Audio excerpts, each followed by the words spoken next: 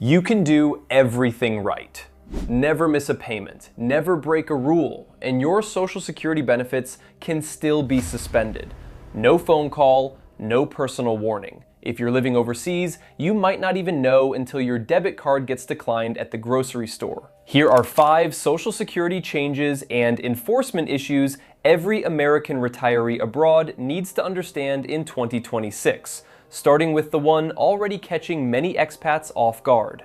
Let's start with something that sounds almost too simple to matter. A piece of paper, a questionnaire, the kind of thing you'd normally toss in a drawer and forget about. Except this one can shut off your income, completely, without warning.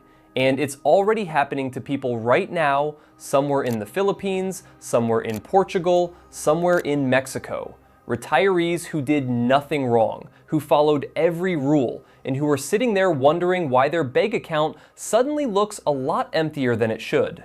Number 1, the Foreign Enforcement Questionnaire. Here's the mistake almost every new retiree makes. They assume that once Social Security starts, it just runs, forever, on autopilot, like a subscription you set up once and never think about again. It doesn't work that way, not even close. The Social Security Administration periodically mails out a form called SSA 7162, also known, quietly, as the Foreign Enforcement Questionnaire, to beneficiaries who are living outside the United States. And I want you to really sit with what that form actually is, because most people don't realize its purpose until it's too late. It's a proof of life verification. That's it. That's the whole point of it. The government wants to confirm, on paper, that you are still alive, still you, and still eligible to receive that deposit hitting your account every month. Sounds harmless, right? Until you miss it. Because if you fail to return that questionnaire, Social Security can and will suspend your payments, not reduce them, suspend them fully until the paperwork is completed and processed. And here's the part that keeps me up at night thinking about the people watching this video right now scattered across 40 different countries. Mail is not reliable everywhere. It's not even reliable in some places inside the United States, let alone across borders, across customs, across postal systems that don't always talk to each other the way they should. In recent years, mail disruptions caused real confusion. Retirees genuinely believed the entire verification program had been quietly discontinued. It hadn't. It was still running exactly as designed. They just weren't getting the mail that told them so. And when you don't get the form, you don't know to send it back, and the silence just keeps stretching until one day the deposit doesn't come. There's a real story out there, and I mean a real person, not a hypothetical. A retiree living in the Philippines who only discovered his payments had been suspended when the money simply didn't show up one month. No letter that reached him, no call, just nothing. He had to piece together what happened after the fact, contact the embassy, chase down forms, and wait weeks while bills kept coming and the money didn't. Now imagine that's you. Imagine you're sitting in your apartment in Da Nang or Chiang Mai or wherever your version of this life is, and the rent is due, and the account you've relied on for years is suddenly quiet. That gut drop feeling, that's not something I want for you. That's exactly why this section exists. So here's the fix, and it's simpler than you'd think, but it requires you to actually do it instead of just nodding along. Confirm your mailing address with your regional federal benefits unit. Don't assume the address on file is still accurate, especially if you've moved even once since you left the States. Don't rely solely on international mail to save you, because international mail has already failed people and it will fail people again. Set a yearly reminder on your phone, your calendar, wherever you'll actually see it to check in on this. And if you're expecting that questionnaire and it hasn't shown up, don't wait for it to magically appear. Contact SSA or your federal benefits unit immediately. Be proactive instead of reactive, because reactive means you're already behind. As I always tell the people who watch this channel, small paperwork mistakes are one of the fastest ways to create expensive, painful retirement problems overseas. It's never the big dramatic disasters that get people. It's the quiet stuff. The stuff that feels too boring to worry about until it isn't. But that questionnaire, that's just the beginning. Because there's something even bigger happening behind the scenes. Something that affects how your money actually reaches you in the first place. And if you're still counting on old school habits to save you here, you might be in for a rude awakening. Number 2, paper checks are disappearing. Some retirees still think paper checks are their backup plan, their safety net, the thing they can fall back on if direct deposit ever hiccups. I need you to let go of that idea right now, because that safety net is disappearing. Fast. The US Treasury has been steadily moving away from paper checks for most federal benefit payments, and the reasoning behind it isn't complicated. Paper checks are dramatically more vulnerable to fraud, theft, and delivery failures than electronic payments. Think about it logically for a second. A check sits in a mailbox. It travels through multiple hands. It can be stolen, lost, delayed, damaged. An electronic deposit doesn't have any of those weak points in the same way. From the government's perspective, it's safer, cheaper, faster. From your perspective though, if you're living overseas, it changes the entire equation of how you need to plan. Here's where it actually gets complicated for you specifically. Many foreign banks simply cannot receive US federal direct deposits directly. Not won't, can't. The infrastructure isn't set up for it in a lot of countries. So if you're sitting there assuming you can just have your Social Security land straight into your local bank account wherever you've settled down, for a huge number of destinations, that's not actually how it works. And now picture this scenario, because it's more common than people want to admit. You're living abroad. You've got one US bank account. It's older, maybe from before you left, maybe not actively monitored the way it used to be. And that bank, without much warning, decides to close your account. Maybe it's flagged as dormant. Maybe it's flagged because of a foreign address on file, which some banks treat as a red flag for compliance reasons. Suddenly, you don't have anywhere for that deposit to land. Your money has nowhere to go. And you're trying to fix a US banking problem from 4,000 miles away, probably dealing with time zones, hold music, and a customer service rep who has no idea how to help someone living overseas. That's not a hypothetical stress. That's a real documented pattern, and it's avoidable, but only if you set things up correctly before it becomes urgent. So here's the fix, and I want you to actually do this before you relocate, not after you're already dealing with a crisis. Maintain 2 separate US bank accounts, not 1, 2. So you always have a backup if something goes wrong with the primary. Use financial institutions that openly, explicitly support customers living abroad, instead of ones that might quietly flag your account the moment they see a foreign address. Charles Schwab and State Department Federal Credit Union remain popular choices among expats for exactly this reason. They're built with this lifestyle in mind. And before you even pack your bags, verify whether your destination country participates in SSA's International Direct Deposit Program. That single piece of research done ahead of time can save you months of frustration later. This is the kind of thing that feels boring until it's the difference between a smooth retirement and a financial nightmare. And speaking of financial surprises, there's one coming up that sounds like great news on the surface, genuinely exciting news. But if you're not careful, it can quietly turn into a tax problem you never saw coming. Number 3, the WEP and GPO repeal may create an unexpected tax bill.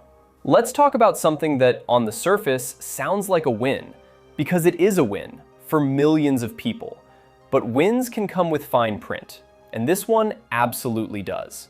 Many retirees think the repeal of WEP and GPO simply means more money in their pocket. Full stop. End of story. And sometimes that's exactly what it means. But not always. Not for everyone. And if you assume it applies cleanly to your situation without checking, you could end up blindsided. Here's the background, quickly, so you understand what's actually happening. The Social Security Fairness Act eliminated both the windfall elimination provision and the government pension offset, two provisions that, for years, reduced benefits for people who also received certain pensions from work not covered by Social Security. With those provisions gone, millions of retirees are now receiving higher monthly benefits along with retroactive payments dating all the way back to January 2024. That's real money, meaningful money for a lot of households. But here's where it gets interesting, and where a lot of retirees are about to get caught off guard. If you receive certain pensions from employment that wasn't covered by Social Security, and that includes some foreign pension situations, which is exactly the kind of thing that applies to a lot of people watching this video, those retroactive payments can actually increase your taxable income, not decrease it, increase it. And if you're living somewhere like Spain, Portugal, or France, it gets even more layered because local tax rules and tax treaties come into play, and they can affect how those retroactive payments are treated on top of whatever the US side looks like. You're not just dealing with one tax system anymore. You're dealing with two, sometimes overlapping, sometimes contradicting each other in ways that general tax advice simply doesn't cover. On top of that, here's a detail people miss constantly. Higher total income because of this retroactive lump sum could push a larger percentage of your Social Security into taxable territory under US law. So the very thing that felt like a windfall can quietly shrink itself once tax season actually arrives. Picture this, you get that retroactive payment. It feels amazing. Maybe it's a few $1,000s, maybe more. You start thinking about what to do with it. Pay off something, take a trip, finally fix that thing in your apartment that's been bothering you for months. And then, months later, you're sitting across from a tax preparer, or worse, staring at a notice, realizing a chunk of what felt like a gift now needs to go right back out the door. That gap between here's extra money and here's what you actually keep, that's the trap. And it's completely avoidable if you slow down for a moment before you spend it. So here's the fix. Don't immediately spend a retroactive payment the moment it lands. I know that's hard. Money sitting there feels like it's meant to be used, but reserve part of it. Set it aside deliberately until you've spoken with a qualified cross-border tax professional. Not a general accountant, not tax software. Someone who specifically understands both US tax rules and the tax rules of wherever you're actually living. Because this isn't something off-the-shelf software is built to handle. It's too layered, too specific to your exact situation. That's the retroactive money problem. But there's a different kind of income question that trips up an entirely different group of retirees, the ones who aren't done working just yet. And if that's you, this next part matters more than you might think. Number 4, the earnings test still catches retirees working abroad. Some retirees believe once they start collecting Social Security, they simply can't work anymore. Others believe the opposite, that overseas income somehow doesn't count because it's happening outside the US system. Neither one of those is correct. And this misunderstanding trips people up constantly. Here's the reality. If you haven't reached full retirement age yet, Social Security applies an annual earnings limit, a threshold that gets adjusted each year. And if your earnings go over that limit, part of your benefits can be temporarily withheld. Temporarily, yes, but withheld all the same, and that can throw off a monthly budget you were counting on. Now, here's the part that surprises people the most. That limit doesn't just apply to a traditional 9-to-5 job back in the States. It includes income you earn while living abroad. Teaching English online from your kitchen table in Mexico. Consulting for a company back home while you sip coffee in Portugal. Freelance writing. Remote employment of any kind. It all counts. All of it. There's no exemption just because you're geographically far away from where the paycheck originated. I want you to really think about how many retirement videos and blogs talk about easy income streams abroad. Teach a little English, pick up some freelance work, consult a few hours a week, without ever mentioning that this income can directly interact with your Social Security benefits if you're under full retirement age. That's a gap that can cost people real money if they don't plan for it. And here's something else worth knowing, because it comes up constantly in comment sections and forums. There is proposed legislation floating around that would eliminate the earnings test entirely. And I understand why that's exciting to hear about, but it has not become law. Not yet. Maybe not ever. And I'll say this as clearly as I can because it matters. Never build your actual retirement plan around legislation that hasn't passed. Hope is not a financial strategy. Plan around what the rules actually are today, and treat any potential future change as a bonus, not a foundation. So here's the fix, practical and specific. Track every single dollar of earned income, no matter how small the gig feels. Monitor SSA's updated annual earnings limit each year, because it does shift, and what applied last year might not apply this year. And if you're approaching full retirement age, be strategic about timing. Carefully time large contracts or bigger freelance payments, because the rules genuinely change once you hit that milestone. A payment that would have been a problem the year before might be completely fine once you cross that threshold. This one's easy to overlook because it feels like a future problem, something to worry about later. But the retirees who get caught off guard by this are almost always the ones who assumed later would take care of itself. Now, there's one more piece to this puzzle, and it's the one almost nobody has even heard of. Most Americans don't know it exists until they're already deep into planning a life abroad. And not knowing about it, that can become an expensive mistake in ways you wouldn't expect. Number 5, totalization agreements matter more than most retirees realize. Say the phrase totalization agreement to almost any American and you'll get a blank stare. It sounds bureaucratic, forgettable, the kind of term that gets skimmed over in a government pamphlet nobody actually reads. But that unfamiliarity, that's exactly what makes it dangerous. Here's what these agreements actually do in plain terms. They help prevent workers from paying Social Security taxes to 2 different countries at the same time, which, without an agreement in place, is a very real possibility if you're working across borders. And beyond that, they can also allow work credits earned in 2 different countries to be combined, which directly affects whether you actually qualify for benefits in the first place. The United States currently has these agreements with roughly 30 countries. 30, out of basically 200 nations on this planet, which means a lot of popular retirement destinations, places people dream about, places you've maybe already researched, simply don't have one. Romania, for example, has no agreement at all. And if you're planning to split your career or your working years between countries, whether or not that agreement exists can dramatically reshape your entire retirement planning picture, sometimes in ways that only become obvious once it's already too late to adjust. Think about how much research goes into a big move like this. People spend hours comparing visa requirements, hours comparing healthcare systems, hours comparing the cost of a 2-bedroom apartment in one city versus another. And totalization agreements? Barely a footnote if they're mentioned at all. But the financial impact of missing this piece can be just as significant as any of those more obvious factors, sometimes more. As I always remind the people who watch this channel, visa rules are only one piece of the puzzle, just one piece. Tax rules and Social Security rules can matter just as much, sometimes more, especially over a 20 or 30-year retirement horizon. So here's the fix, and it's really about building a habit, not just doing a one-time check. Always verify whether your destination country has an active totalization agreement before you relocate, not after, before. And make checking SSA.gov part of the exact same research process you already use for comparing healthcare, visas, and living costs.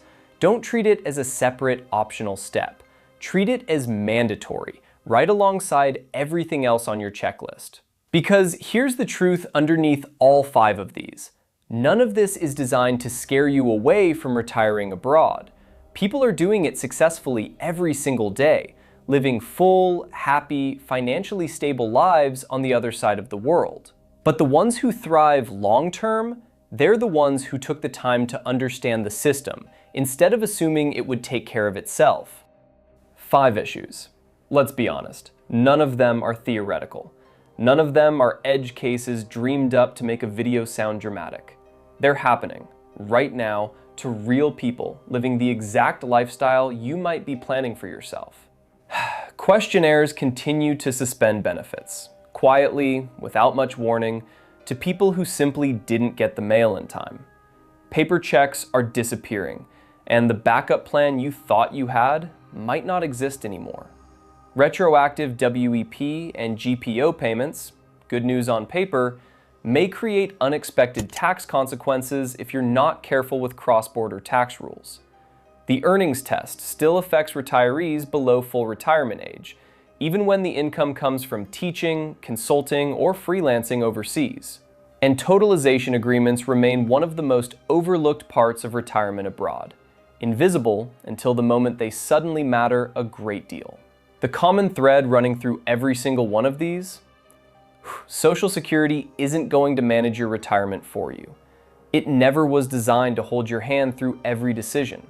The responsibility, all of it, falls on you to understand these rules before they quietly turn into expensive surprises. And look, I know that might sound a little heavy, a little like homework on top of a dream you've been building for years. But here's the flip side of that truth, and it's the part I actually want you to walk away with. Every single one of these problems is preventable. Not just survivable, preventable. With the right information, at the right time, before you need it instead of after.